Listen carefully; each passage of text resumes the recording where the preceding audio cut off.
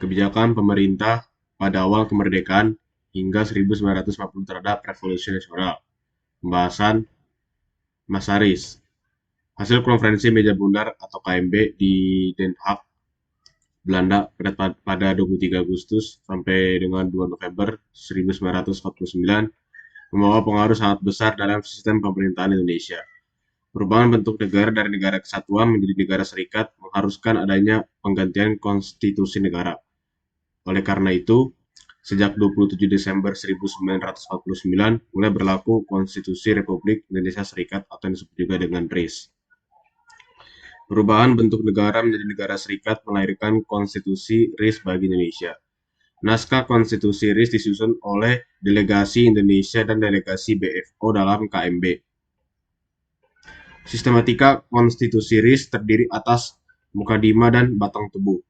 Konstitusi RIS bersifat sementara, sebagaimana dijelaskan dalam pasal 186 Konstitusi RIS bahwa konstituante atau yang disebut juga dengan sidang pembuat konstitusi bersama-sama dengan pemerintah selekas-lekasnya menetapkan Konstitusi Republik Indonesia Serikat yang menggantikan konstitusi sementara ini.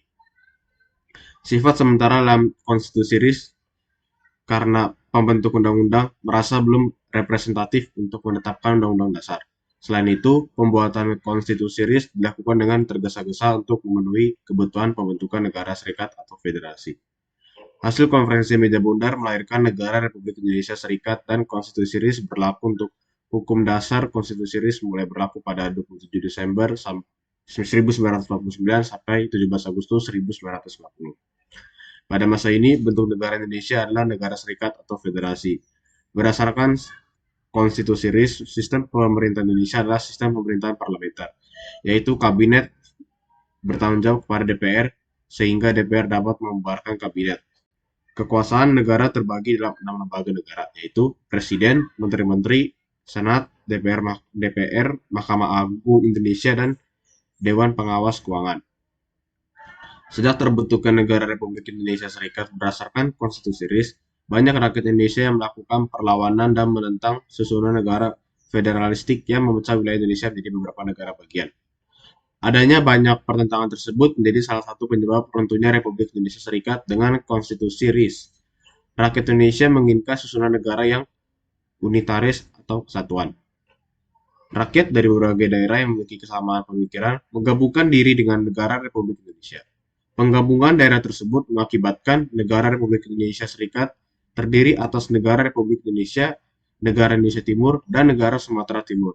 Atas kejadian tersebut, diadakan permusyawaratan yang menghasilkan kesepakatan untuk bersama-sama melaksanakan pemerintahan dalam negara kesatuan. Oleh karena itu, diperlukan sebuah undang-undang dasar sementara untuk mengubah konstitusi RIS. Masa demokrasi liberal atau parlementer. Indonesia sempat menganut sistem pemerintahan demokrasi parlementer. Namun penerapan sistem demokrasi ini tidak bertahan lama. Berikut ini sejarah masa demokrasi parlementer di Indonesia. Sejarah sistem pemerintahan demokrasi parlementer atau liberal diterapkan di Indonesia pada 1950 sampai 1959. Ketika menganut sistem ini, pemerintahan Indonesia dipimpin oleh Perdana Menteri bersama Presiden sebagai kepala negara. Demokrasi parlementer adalah sistem pemerintahan di mana parlemen negara punya peran penting. Pada sistem ini, rakyat memiliki keleluasaan untuk ikut campur urusan politik dan boleh membuat partai. Tokoh-tokoh Indonesia yang mempercayai dibutuhkan demokrasi parlementer atau dikenal juga sebagai demokrasi liberal diantaranya adalah Muhammad Hatta dan Sultan Syahrir. Menurut keduanya, sistem pemerintahan tersebut mampu menciptakan partai politik yang bisa beradu pendapat dalam parlemen, serta dapat menciptakan wujud demokrasi sesungguhnya, yakni dari rakyat, bagi rakyat, dan untuk rakyat. Akhir demokrasi parlementer. Singkatnya, waktu periode pemerintahan kabinet membuat keadaan politik Indonesia tidak stabil. Bahkan hal ini ditakutkan dan berimbas pada segala aspek lain negara. Hal tersebut akhirnya terselesaikan setelah Presiden Soekarno mengeluarkan dekret Presiden pada 5 Juli 1959. Di dalamnya termuat bahwa Dewan Konstituante dibubarkan dan Indonesia kembali ke UUD 1945, alias meninggalkan UUD 1950. Selain itu, dibentuk juga Majelis Permusyawaratan Rakyat Sementara atau MPRS dan Dewan Pertimbangan Agung Sementara atau juga disebut juga dengan DPAS. Demokrasi liberal yang sebelumnya sudah membawa kekacauan terhadap stabilitas pemerintahan, akhirnya digantikan dengan sistem demokrasi terpimpin yang berlaku sejak 1999 hingga 1965. Masa demokrasi terpimpin. Sejarah masa demokrasi terpimpin terjadi pada tahun 1959 sampai 1965. Di Indonesia terkait erat dengan Dekret Presiden 5 Juli 1959. Sistem politik dan pemerintahan ini bersifat terpusat yang membuat kekuasaan Presiden Soekarno menjadi amat kuat. Sebelumnya, Indonesia menerapkan demokrasi liberal yang terjadi pada tahun 1950 sampai 1959. Namun, sistem ini tidak stabil. Kabinet sering berganti yang akhirnya berdampak pada tidak dijalankannya program kerja kabinet sebagaimana mestinya. Di masa demokrasi liberal, partai-partai politik saling bersaing dan menjatuhkan. Sementara itu, Dewan Konstituante yang dibentuk melalui pemilihan umum atau pemilu 1955 belum juga menyelesaikan tugasnya, yakni menyusun UUD yang baru. Tujuan sistem demokrasi terpimpin adalah untuk menata kembali kehidupan politik serta pemerintahan berdasarkan UUD 1945. Namun pada pelaksanaannya justru kerap melanggar UUD 1945. Dekret Presiden 1959. Pada tanggal 5 Juli 1959, Presiden Soekarno mengeluarkan dekret. Dikutip dari Dasar dan Struktur Ketatanegaraan Indonesia pada tahun 2001, karya Mahfud MD, berikut ini isi dekret Presiden 5 Juli 1959. Yang pertama, pembubaran konstituante. Yang kedua, berlakunya kembali UUD 1945. Yang ketiga, tidak berlakunya UUD 1950. Dan yang empat adalah dibentuknya Majelis Permusyawaratan Rakyat Sementara dan Dewan Pertimbangan Agung Sementara. Dekret Presiden 5 Juli 1959 menandai berakhirnya demokrasi liberal dan digantikan dengan demokrasi terpimpin. Demokrasi terpimpin yang berlaku dari 1959 hingga 1965 memiliki artian bahwa demokrasi dengan pengakuan kepemimpinan. Kondisi politik. Kehidupan politik Indonesia di awal kemerdekaan dengan disetujuinya konferensi meja bundar atau juga disebut juga dengan KMB pada tanggal 2 November 1949, maka terbentuklah Republik Indonesia Serikat atau RIS. RIS ternyata tidak bertahan lama karena tidak mendapat dukungan dari rakyat dan sebagian besar anggota kabinet RIS adalah orang-orang Republik. Pada tanggal 17 Agustus 1950, RIS dibubarkan dan kembali ke Negara Kesatuan Republik Indonesia dengan berdasarkan Undang-Undang Dasar Sementara.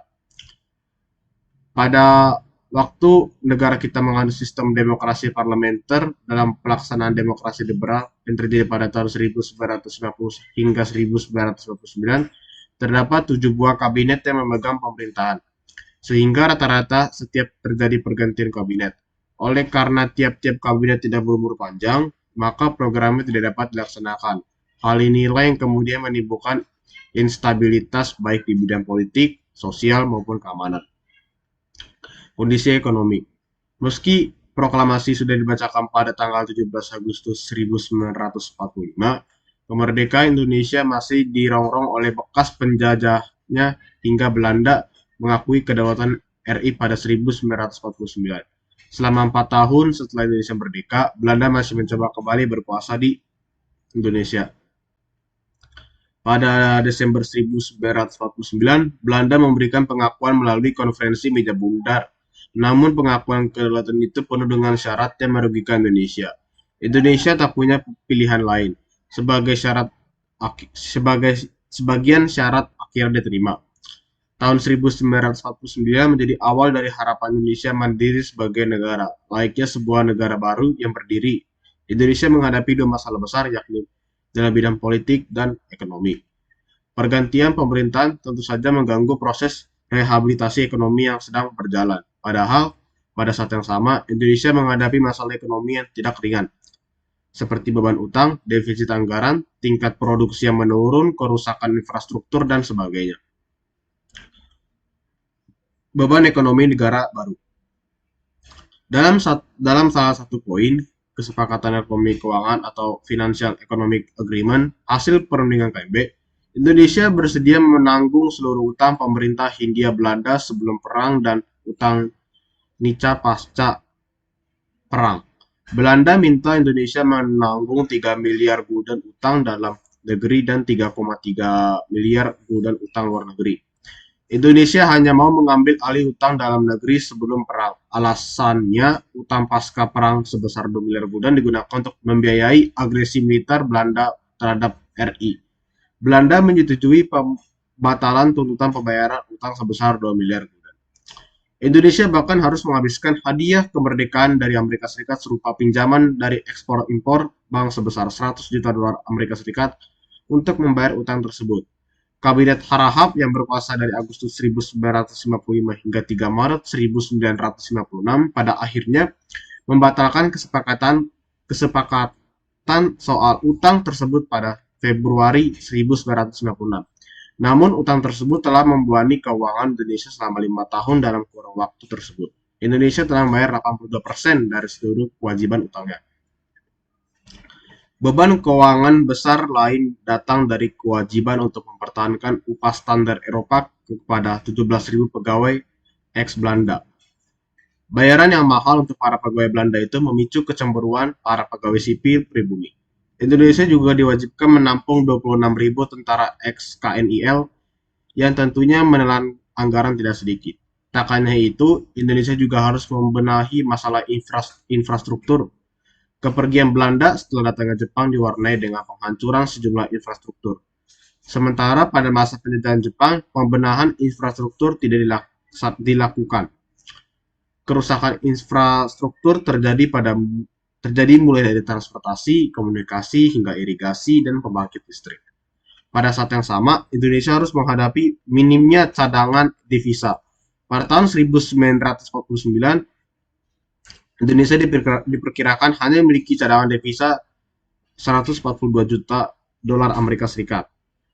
Sementara rata-rata kebutuhan impor mencapai 137 juta dolar per bulan.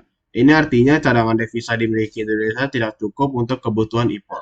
Padahal impor dibutuhkan saat produksi nasional tidak mencukupi kebutuhan.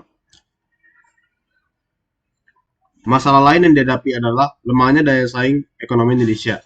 Selama dijajah Jepang, ekonomi beroperasi dengan modus darurat perang. Salah satu akibat penerapan ekonomi dengan sistem ini adalah keterisolasian sehingga Indonesia kehilangan manfaat perdagangan. Produksi dan perkebunan yang merupakan unggulan untuk ekspor mengalami penurunan pada saat bersamaan.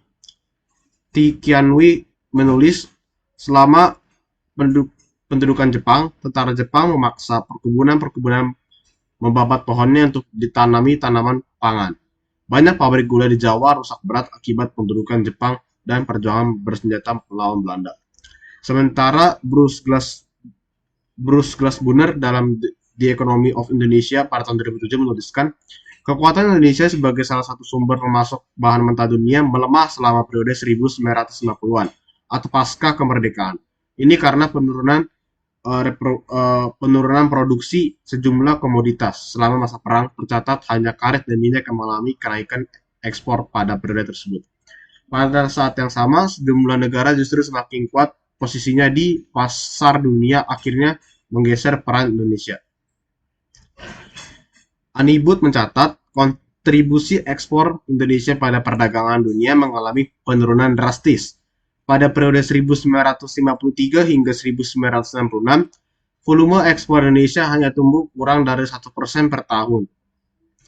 Hal itu dinilai sebagai sebuah kemunduran karena pada awal 1920-an, Indonesia merupakan salah satu eksportir terkemuka di dunia. Pada saat yang sama, menurut John R. Hanson yang dikutip Anibud dalam bukunya, perdagangan dunia mengalami pertumbuhan sekitar 7% per tahun, level tercepat sejak 1800. Inflasi pada masa pasca kemerdekaan antara tahun 1945 sampai 1950, kondisi ekonomi Indonesia sangat buruk. Terjadi hiperinflasi atau kenaikan harga-harga barang secara ekstrim. Salah satu penyebab inflasi yakni beredarnya lebih dari satu mata uang secara tidak terkendali. Saat itu, pemerintah RI menyatakan terdapat 3 mata uang yang berlaku di wilayah Republik Indonesia. Mata uang The Japanese Bank atau DJB, mata uang pemerintah Hindia Belanda, dan mata uang pendudukan Jepang diakui dan digunakan bersamaan. Belum selesai di situ, pada tanggal 6 Maret 1946, Panglima Afnei yang baru Letnan Jenderal Sir Montagu Stopford mengumumkan berlakunya mata uang Nica di daerah yang ditempati sekutu. Muncullah uang Nika ini sebagai pengganti uang Jepang yang nilainya sudah sangat merosot. Begitu pemerintah Republik Indonesia mengatakan hal tersebut, melalui Perdana Menteri Syahrir, mereka memproses tindakan Jepang yang dianggap sudah melanggar persetujuan. Persetujuan tersebut berisikan bahwa tidak akan muncul mata uang baru apabila belum ada penyelesaian politik mengenai status Indonesia. Belanda memblokade Republik Indonesia. Republik Indonesia yang baru berjalan selama beberapa bulan terkena hiperinflasi karena beredar mata uang rupiah Jepang secara tidak terkendali. Pemerintah Republik Indonesia pun tidak bisa mengatasi mata uang asing yang sudah beredar, terutama mata uang Jepang dan Belanda. Akibatnya, keadaan kas negara dan bea cukai berada dalam keadaan nihil. Begitu pula dengan pajak kas pemerintah kosong. Pajak dan bea cukai lainnya juga mengalami kemerosotan. Belum selesai dengan masalah inflasi, Belanda juga ikut menutup pintu perdagangan Republik Indonesia sehingga barang-barang dagangan pemerintah Republik Indonesia tidak dapat diekspor. Alasan Belanda melakukan blokade terhadap Republik Indonesia adalah yang pertama untuk mencegah dimasukkannya senjata dan peralatan militer ke Indonesia. Yang kedua adalah mencegah dikeluarkannya hasil-hasil perkebunan milik Belanda dan milik asing lainnya. Yang ketiga, melindungi bangsa Indonesia dari tindakan dan perbuatan dilakukan oleh bukan bangsa Indonesia. Blokade yang dilakukan Belanda terhadap Republik Indonesia ini menimbulkan keadaan sosial ekonomi yang semakin memburuk dan kekurangan barang impor yang sangat dibutuhkan. Berikut upaya penanggulangan inflasi. Yang pertama itu adalah pinjaman nasional. Kekosongan kas negara yang terjadi menjadi salah satu pemicu besar inflasi di Indonesia pada awal kemerdekaan.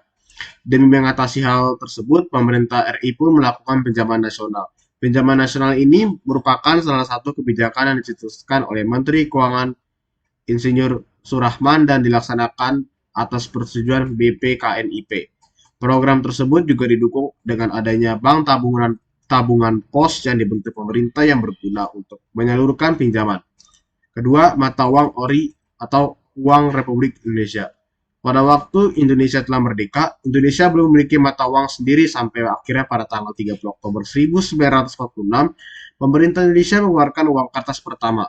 Uang kertas tersebut dinamakan Uang Republik Indonesia.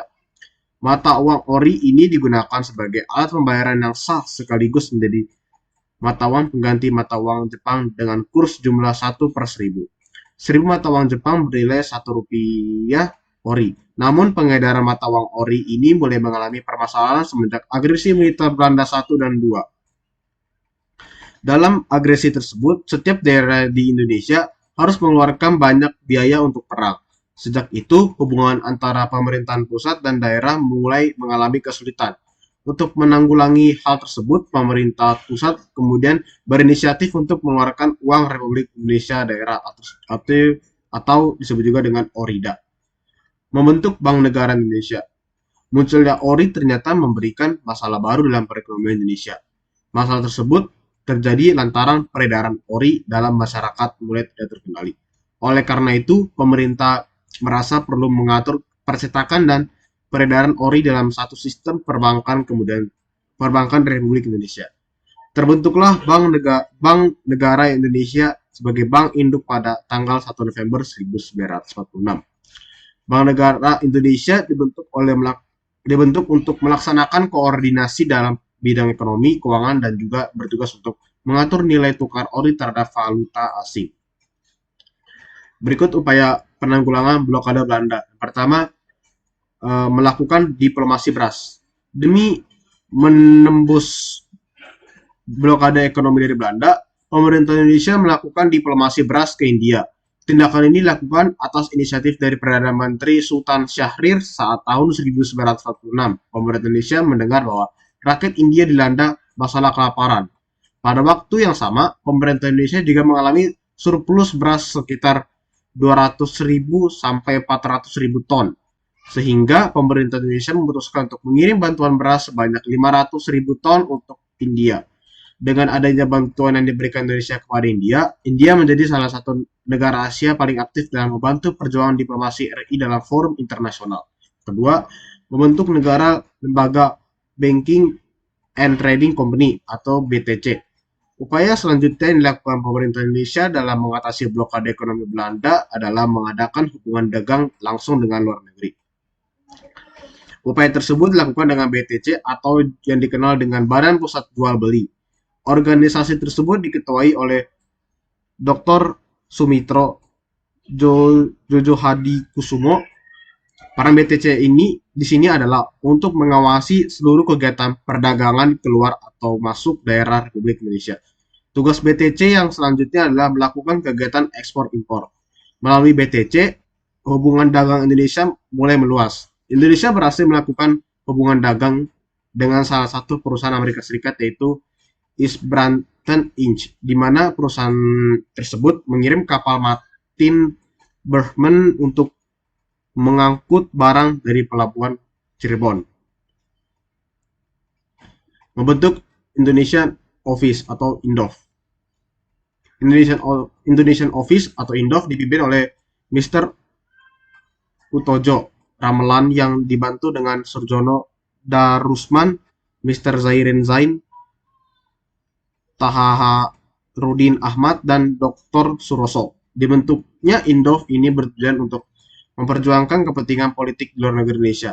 Selain itu, INDOF juga memiliki fungsi rahasia, yaitu sebagai pengendali upaya menembus blokade Belanda, serta melakukan perdagangan barter dengan dibantu Angkatan Laut Republik Indonesia. Salah satu upaya yang INDOF lakukan adalah mengirim karet secara diam-diam dari pelabuhan Belawan Medan menuju ke Singapura. Membentuk Kementerian Pertahanan Usaha Luar Negeri atau disebut juga dengan KPULN. KPULN dipimpin oleh Aji Jayeng Prawiro. Tugas dari KPULN sendiri adalah membeli senjata dan perlengkapan perang, di mana senjata tersebut akan digunakan oleh para tokoh yang bergabung dalam organisasi tersebut. Tokoh-tokoh tersebut adalah John Lee, Ope Kusno, Ibrahim Saleh, dan Chris Tampenawas. Keempat tokoh tersebut berperan besar dalam upaya menembus blokade laut yang dilakukan oleh Belanda. Kesimpulannya, Indonesia telah dinyatakan merdeka berkat proklamasi kemerdekaan Indonesia yang dikumandangkan oleh Soekarno pada tanggal 17 Agustus 1945 silam. Namun meskipun sudah merdeka, kondisi perekonomian, politik, dan sebagainya itu masih jauh dari harapan bangsa. Akan tetapi, dengan adanya semangat juang dalam setiap rakyatnya yang ingin mau berubah, maka Indonesia mampu menghadapi berbagai masalah-masalah.